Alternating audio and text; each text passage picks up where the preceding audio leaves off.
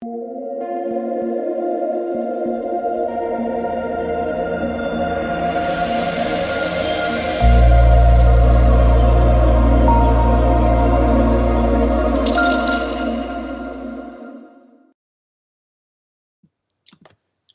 what is going on, guys? It's DK. Back at you with another video here. Today on the 4-game CSGO main slate on Saturday.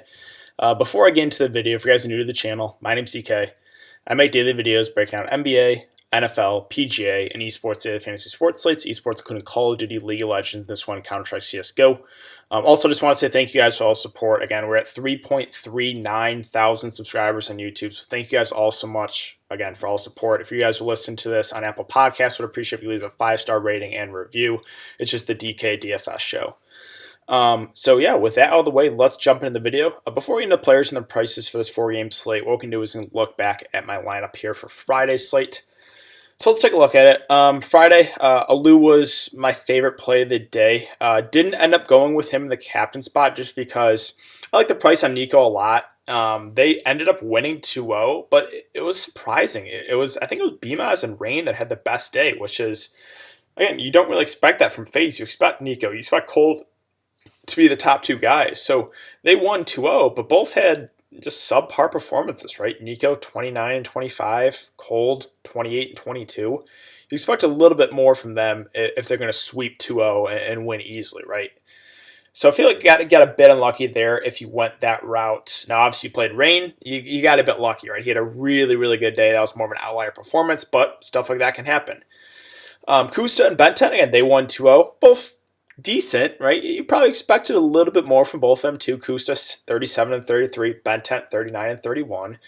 So, and then Fallen, I tweeted about it, but just like that MIBR Furia game, I cannot get it right no matter what. I was going to avoid it. I was going to leave money on the table, but it's just like the price tags on both sides looked really good, where I was like, I'm just going to take a shot. Hopefully Fallen and MIBR can win this one. Of course not. Again, I've gotten on the wrong side of that. It feels like the last 5 or 6 times. So if they play again, whatever side I like, go the opposite. And then obviously Lou, again, he was my favorite play of the day for his price. Was really solid there, 72 and 58, 83 fantasy points. But just, subpar performances from the top 2 guys in FaZe and the top 2 guys on Gen G and 2-0 sweeps was, again, that kind of held me back here. And then obviously Fallen, yeah, that game, yeah, don't want to talk about it anymore. But, all right, that's a look back there. So, yeah, missed the cash, but let's see if we can get back on track here for this nice 4-game slate. All right, so we have Big and OG. Big, minus 500 favorites. I keep trying to go against Big, and it's just not working out for me. I think you can make the argument they're the best team right now in CSGO. They've been beating the best teams and winning in 2-0 fashion, too. So they're going up against OG. Again, they're minus 500 favorites.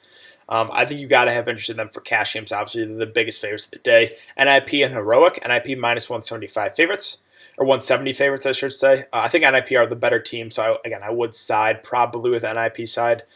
Liquid and EG. This one for me is basically a toss-up. It's close in the odds too, right? Liquid minus 145 favorites. And 100 Thieves and Cloud9 also pretty close. 100 Thieves minus 155 favorites. I think that kind of makes sense, right? 100 Thieves have had better success against Cloud9, recently. So let's take a look at the prices here. Let's start on the NIP side. So just looking at these prices right away, I think the top 2 guys stand out to me in Nock and Plopsy. Now, the downside with this roster is they are a little bit more of a balanced team. If you scroll through them, Hampus does have the worst numbers, but they're still not terrible. Plopsky sitting at 0.7 and 0.64 as far as kills per round, deaths per round. Nock at 0.73 and 0.63.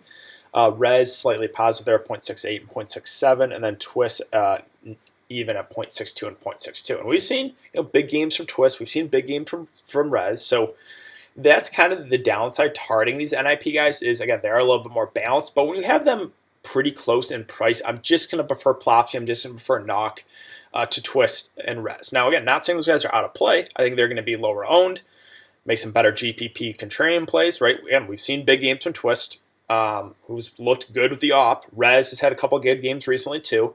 Hampus at 5.2K. I think I only get there if you think NIP win 2-0, which is definitely possible, right? They're minus 170 favorites. Again, he's had decent games, too. That's kind of, again, I guess the downside of this roster for DFS is they're a little bit more of a balanced team. But all in all, it's going to be Knock and Popsky. I think they look pretty good for their respective prices, right? For the top two guys being at 7.6 and 7.4K, I think that makes them look pretty good. So I have a good amount of interest in those two guys. I think the bottom three guys are still in play too, just more contrarian options. On the heroic side, so let's take a look at their prices here. So we have Stavin at 8K and Nico at 6.6K. Those are normally my two options here that I consider on the heroic side. Those are the two guys that have the best numbers. Stavin, obviously a little bit better at 0.76 and 0.62 as far as kills per round, deaths per round.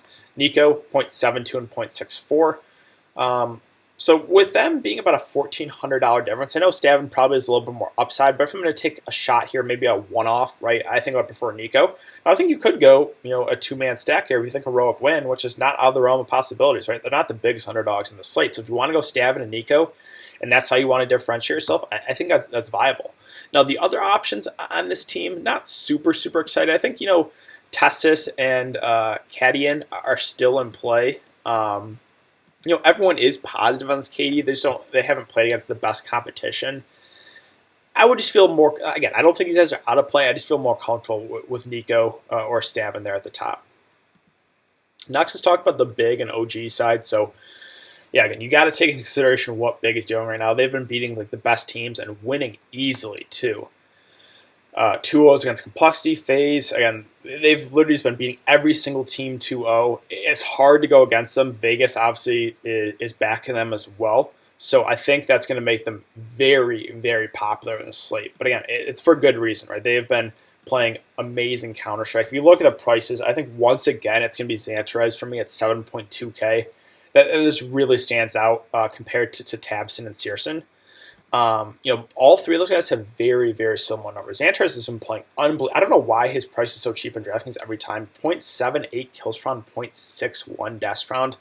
For them being that big of favorites and him at 7.2K, I think he's going to be the most popular play once again here on the slate. So, I think he looks really, really good for cash games. Tabson as well, 0.75 and 0.64. And then Searson, 0.77 and 0.57. So I think of the three, it's probably Searson as the most upside, but you're going to have to pay premium for him at 8.6K. So I think for their prices, I would probably rank it Xantarez, Tabson, Searson. But I like all three a good amount. Again, they're playing amazing right now. They're beating the best teams and they're winning easily. This matchup with OG has been up and down, again, struggling, but have won the last couple games. Again, I think you just got to lean towards this big side. They're going to be very, very popular. I think all three of those guys at the top look really good. Now, Keto and Tizen, I think there's more dart throws and GPPs. I know they've had decent numbers, but that's just because they've been winning every single game 2-0, right? So if I'm going to get to this big side, I think it's just going to be those top three guys. Right? When you have only $1,000 difference there with Xantarez and Keto, I'm just going to prefer getting to the upside of those top three guys. Next, I'm going to Liquid. Oh, let's talk about the OG side first. Sorry. So the price tags in these guys, I think there's two guys that stand out to me. Now, it's going to be Mantu here at 7.4K. I think it looks pretty good. Now, he's going to be a very contrarian option for how big, the biggest underdogs of the slate, but he's the guy that can put this roster on his back. 0.72 kills per round, 0.59 deaths per round, and he uses the AWP. He can make those clutches, right? He can force this game to 3 maps, maybe even make it close. So if you want to get super contrarian, I think Mantu's your guy. The only other guy I would have interest in, I think, is Issa at his price at 5.4K. Now, you scroll through the numbers on this team, right? Alexis B, it's a complete stay away. NBK as well, both pretty negative as far as KD. Valde, it just at that price point, I would just much prefer getting to Mantu. So that's why I think it's only the two guys here with Mantu at the top and Issa at the bottom. Issa, even KD, right? 0.65 and 0.65 as far as kills per round, deaths per round. He's the cheapest of the bunch. So it would be Mantu and Issa would be the two guys I would consider in this team. But again, the more contrarian options for how big of underdogs they are. Okay, so now let's move on to Liquid and EG. EG's been playing really well. We do still have Liquid, though, minus 145 favorites. If you look at the history between these two teams, pretty close, right? But Liquid has the slight advantage, 33 wins to 23 against EG. So, both teams have been in relatively good form. EG a little bit better, right, beating Furia the last 2 times and MIBR as well. Liquid beat MIBR, but then lost the previous 3 matches before that. Yeah, I really do think this one could go either way. So let's just take a look at the prices here. So we have a Liege at 8.4 and NAF at 8K. When those guys are priced about the same, I'm just going to always give the edge to a Liege who has more upside, or he's the more aggressive player. And when he's playing really well, he can get you over 100 fantasy points. So when they're basically the same price, I'm just going to give the edge to a Liege over NAF. A Liege sitting at 0.77 kills per pound, 0.67 deaths per pound, NAF at 0.72 and 0.63. So both have good numbers, but again, I'm just going to give the edge to a Liege when they're close. Now, the situation here with NAF and Twist, when they have a $1,200 difference here, again, I'm going to give the edge to Twist. So it's going to be a Liege and Twist, my favorite plays here on the EG side. Not saying NAF is out of play. I think he'd be my third favorite play. But Twist for his price at 6.8, I think that looks better than NAF at 8K to me. Twist sitting at 0.67 and 0.63. So again, not as good as NAF, but when you get a $1,200 difference, I think he can, have some pretty big upside. So I would probably rank it a Liege 1, Twist 2 for me on the liquid side, and then NAF. Now, Stewie 2K and Nitro, I think I only consider those guys if you think Liquid win 2-0, which is possible, right? That's where you're kind of hoping for. If you play if a value play, you really want that 2-0 bonus, the plus 20 for the sweep. So yeah, I think that's the only way I'd consider those guys. Not like super excited about them, but if you think Liquid win 2-0, I think you could consider those guys. Next, let's talk about the EG side, and you got to start with Sork here at 7.2K. He has really been carrying this roster lately. Like, he's a guy like Blame F who's been carrying complexity. Cirque has been putting this roster on his back with the op and has been very, very good. Now, he's got basically identical numbers to Breeze. Breeze may be slightly better, but I'm going to prefer Cirque. He's been in much better form. He's $200 more. Yeah, he's my favorite player here on the EG side, and I like him a good amount at his price point. I think you could, if you think this game stays close, a 3-map affair, and again, it stays close, I think you could play players on both sides, maybe a Liege and Cirque, right? Players who play CSGO DFS don't normally like doing that, so that's always a way to get different in tournaments is play players on both sides of a game. But yeah, I love Cirque at his price point. He's one of my favorite plays of the day. Breeze at 7K, I think it's viable as well. If you're going to go with the EG stack and run a 2-man stack, I think those would be the top 2 guys. Ethan at 6.8, he's just too close in price to Breeze and Cirque for me to consider them over him. So he's more of a contrarian option if you want to play, if you wanted to go the EG side, but maybe go a little bit different, right? So if you wanted to go a 2-man stack, you can maybe use one of the top 2 guys and pair him with Ethan. But I think that's the only way I would get to him is to get a little bit different in tournaments, right? I don't think I would get to him in cash games if I was playing the EG side. It would be those top 2 guys. Tariq and Stanislaw, again, you could basically the same boat as Stewie 2K and Nitro. I think the only way I get to those guys is if I think EG win 2-0. And again, when you have the odds so close, it's kind of hard to predict in a game like that. So those value guys are probably going to be stayaways for me. And then finally, let's talk about C9 and 100 Thieves. We have 100 Thieves minus 155 favorites. I think that's right. They've had better, history against this C9 team, right? 6 wins to 1. So they're favorites. They've had better history. 100 Thieves side are going to be a lot more popular. Let's talk about the C9 side first. So obviously, again, you guys kind of know my bias. I do really like the C9 team. I normally do play him whenever they're on a slate. Floppy at 7.6K. I love him at that price point. I think he makes for a very good GPP play, and he's the best player on this team, in my opinion, for how much I've watched the C9 roster. Not saying OC's out of play at 8.2, but if you're going to just make me pick one, it's going to be Floppy for the $600 difference. He has better overall numbers, too, than OC. 0.76 kills per pound, 0.67 deaths per pound, whereas OC with the off 0.72 and 0.62. Right, so Floppy's just the guy, again, he's the one, kind of like a hunter on a G2, right? He's going to be initiating gunfights. He's going to be in those power positions, so if he's playing well, he really does have the upside to get you 90, 100 fantasy points. So, yeah, I do prefer Floppy over OC if you're going to make me pick. I think you can play both if you want to go the C9 side, right? That's going to be the contrarian side in this game, right? Just because 100 Thieves are favorites. They've had better history. But if you're making me just pick one on this team, again, it's going to be Floppy. Now, with MOTM and Sonic, I think they're viable too. Again, if you want to go the more contrarian route with the C9 side, one of those guys usually has a good game. Unless C9 gets swept, one of MOTM or Sonic usually puts up a pretty good outing for their prices. So I think you can consider those guys. JT is a stay away from me. They're dogs. 5.2K, he's just someone that I don't want to get to. He's a guy that I'll only consider if like 100 Thieves would be like huge favorites. So finally, let's talk about the 100 Thieves side. And if you just look at the prices here, they look really good, especially Jakeem at 6.6K. I've been talking about him. It seems like Draftkings he always is underpriced, so I love him at that price point, 6.6K. He's also one of my favorite plays of the day here. He's sitting at 0.71 kills per round, 0.68 deaths per round. He seems to be the one, again, always in those first gun fights, right? He's a very aggressive player, so I do really like him at that price point. He's my favorite play on the 100 Thieves side. Now, Gratisfaction at 7K and JKS at 7.8K also look pretty good. Again, this 100 Thieves side have had success against C9, so I think these guys are going to be a lot more popular. If you look at JKS's numbers, 0.73 and 0.61, that's really good numbers for them being favorites and him being 8K. Gratisfaction also has decent numbers, 0.7 and 0.66. Almost identical to Jakeem, so again, I'm going to take the little bit of a discount there, Jakeem over Gratisfaction.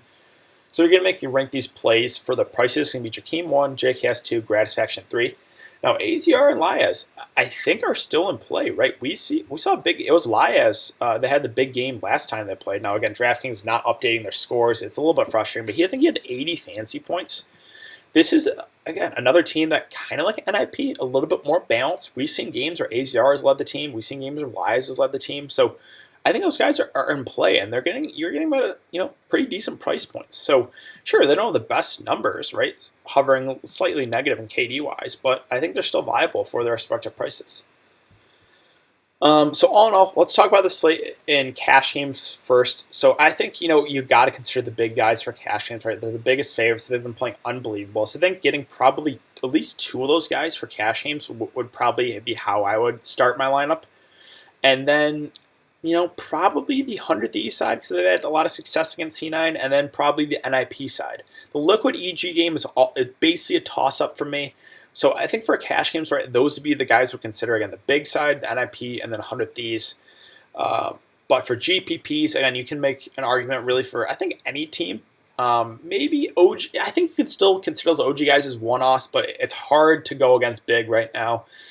But yeah, my strategy for building a GPP lineup is I'd like targeting a lot of the chalk and then get different maybe one or two ways. So, maybe I'm going to play the chalk in the big and maybe the chalk in the NIP, but maybe get different with C9 or maybe take a shot in the Liquid EG game and hope I get on the right side of that, right? So that's normally my approach for building a GPP lineup. But yeah, and it's a 4-game slate. So as far as roster construction, I think a 2-2-1-1 is a pretty popular stack in the teams that you think are going to win, or even a 3-3 stack, right? If you think two teams win easily. So I think you could make an argument for like the top 3 guys in big and maybe one other team that you think could win 2-0, right? We've seen 3-3 stacks win it in a 4-game slate as long as both teams win easily in 2-0 fashion. But yeah, I think that's going to do it for today's video, guys. So if you have been enjoying the content so far, I'd really appreciate it if you could like this video, subscribe if you haven't already, and hit that notification bell. Again, hitting the notification bell does really help me out to continue to grow this channel. If you listen to us on Apple Podcasts, I'd appreciate if you leave a 5-star rating and review as I continue to grow that, as well as this YouTube channel. So thanks again for having to come check the video. Hope you guys have a good day, and I will see you all in the next one.